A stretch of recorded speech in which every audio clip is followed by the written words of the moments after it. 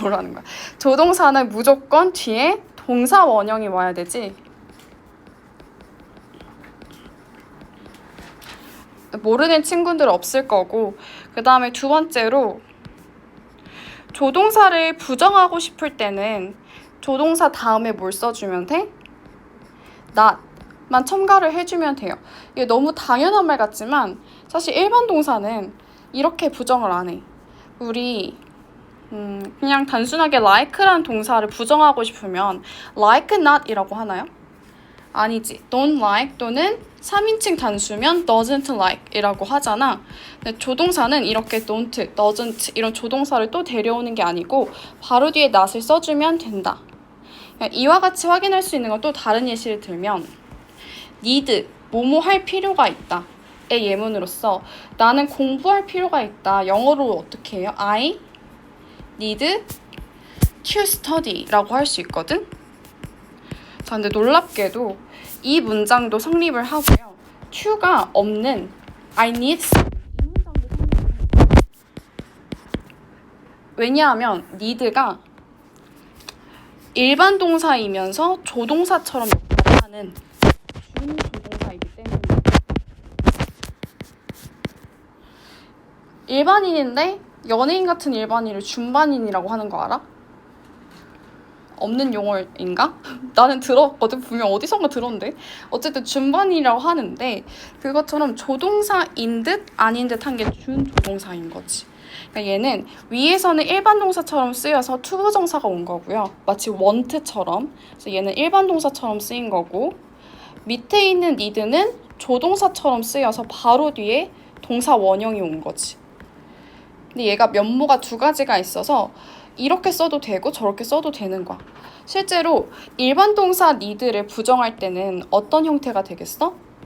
don't need to가 되겠죠. 나는 공부할 필요가 없어. I don't need to study. 근데 이걸 조동사를 가지고 부정을 할 때는 I need not study라고 해주면 되는 거야. 조금 어색해 보여도 실제로 많이 쓰는 표현이야. I need not study. 얘는 조동사로 쓰인 need라서 뒤에 not을 써준다. 이런 게 조동사의 특징이고, 자, 그리고 he 3인칭 단수 주어가 왔을 때는 need가 아니고 어떻게 써야 돼? needs라고 써야 되죠. 뭐일 때는? 일반 동사일 때는. 자, 얘가 조동사면 s가 붙든 안 붙든 모양이 변하면 안 되지. 그러면 이 s는 생략해도 되고 생략을 안 해도 되는 그런 존재인 거야. 자, 그래서 여기 세 번째 규칙에다 뭐라고 쓰냐면 어디 갔어? 여기 있구나. 세 번째, 조동사는 SES를 붙이면 안 된다. 대신에 need는 준조동사여서 needs라고도 쓰이고 그냥 need라고 쓰여요. 실제로 she need라고 해도 조동사로 봤으면 맞는 거야. 자, 그리고 조동사는 조동사에 겹쳐서 쓸 수가 없다. 두 번 올 수가 없다는 뜻이에요. 자, 이게 조동사에 대한 가장 대표적인 특징 4가지고 이 네 번째 특징은 뭐를 통해 알 수 있냐면 우리 미래 시제를 나타내는 조동사가 뭐야? will이지. 그리고 능력을 나타내는 조동사는 can이죠. 미래에 나는 할 수 있을 것이다를 표현하고 싶으면 will, can이라고 하면 될까? 그러면 어떻게 바꿔줘요? will be able to로 대신할 수 있겠죠. 그 다음에 will, must 나는 나중에 뭐뭐를 해야 할 것이야. 이 문장도 must가 조동사가 두 번 쓰일 수 없으니까 대신해서 쓸 수 있는 게 마치 일반 동사처럼 쓰일 수 있는 have가 대신 오는 거지. 그래서 will have to 이렇게 대신해서 표현을 해줄 수 있는 거예요. 조동사의 한계 때문에.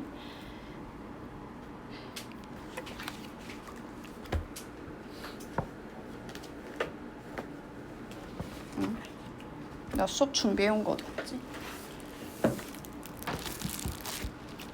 자, 일단 뒤로 넘길게. 뒤로 넘겨서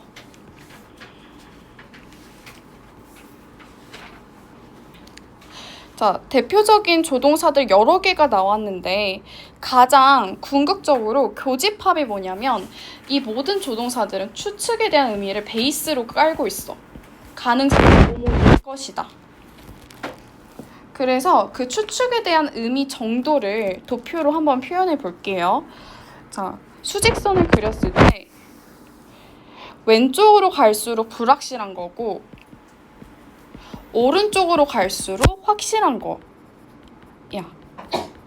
자, 그랬을 때 제일 오른쪽에 있는 건 must. 그럼 어떻게 해석해주면 되냐면 뭐뭐임이 틀림없다. 그럼 얘는 절대 확실인 거지. 자, 이거의 반대는 뭐뭐 일리가 없다. 그래서 절대로 부정하는 거는 어떻게 하면 될까? must not일까? 아니에요. must not은 의무의 부정이라서 뭐뭐를 하면 안 된다 라는 금지의 표현이 되고 cannot이야. cannot. 뭐뭐 일리 없다는 cannot. 그래서 얘는 절대 부정이라고 써주면 되겠지.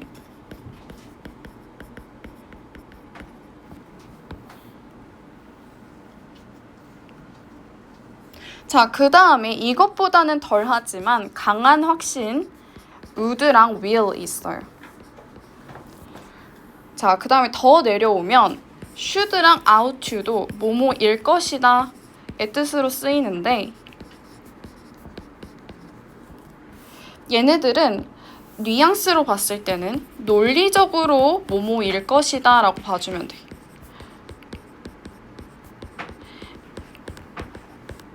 should랑 ought to 뒤에는 무조건 뭐뭐임에 틀림없다에 가까운 의미들이고 should랑 ought to는 논리적으로 봤을 때 그게 make sense, 말이 된다 이런 애들. 자, 그 다음 더 내려오면 이제 네 가지가 나오는데 뭐냐면 might 과거형부터 왼쪽에 써주세요. 그 다음이 may, 그 다음이 could, 그 다음이 can. 이렇게 네 개는 약한 추측을 나타내요. 약한 추측.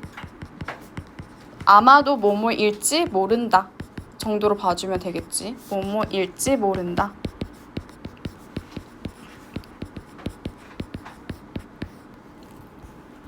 자, 그리고 여기서 조금 주목할 게 지금 보면 다 과거형을 왼쪽에 썼죠. might는 뭐에 대한 과거형? may의 과거형이야. could는 can의 과거형. 그리고 여기도 뒤에 보면 would는 will의 과거형. would가 왼쪽에 쓴 데 다 이유가 있는데 조동사는 과거형을 쓰면 거리감을 표현해요. 예를 들어서 뭐가 있냐면 가정법 과거랑 과거 완료는 현실이랑 반대되는 사실을 얘기할 때 쓰는 거지. 그것도 현실과 동떨어져 있는 사실을 얘기할 때 과거를 쓴다는 건 다 이유가 있어. 거리감을 표시한다는 건데 얘도 현실과 떨어진다의 의미로 과거를 썼을 때 좀 더 불확실에 가까운 쪽입니다.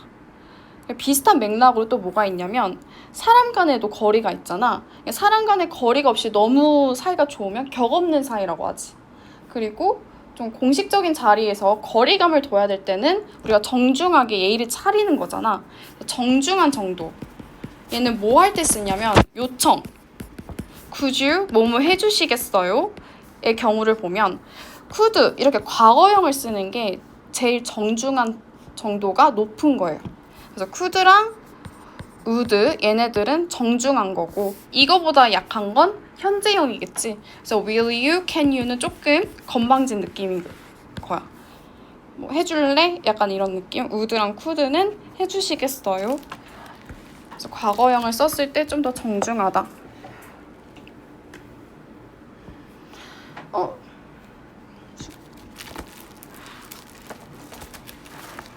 어디 갔지?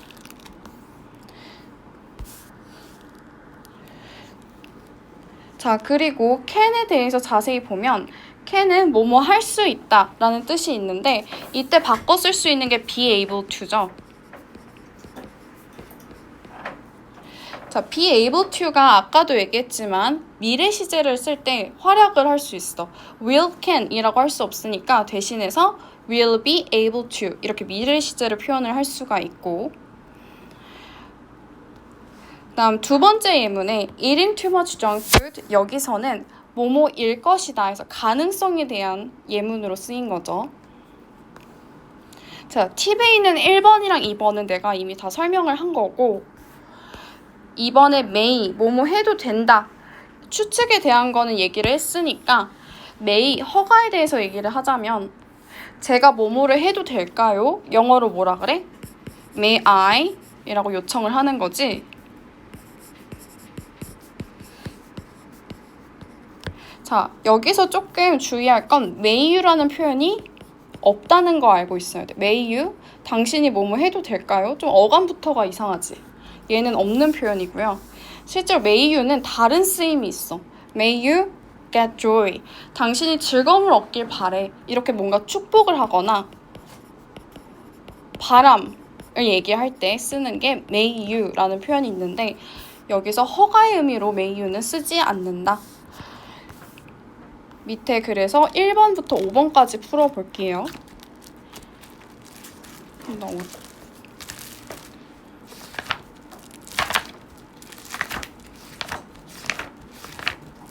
아하.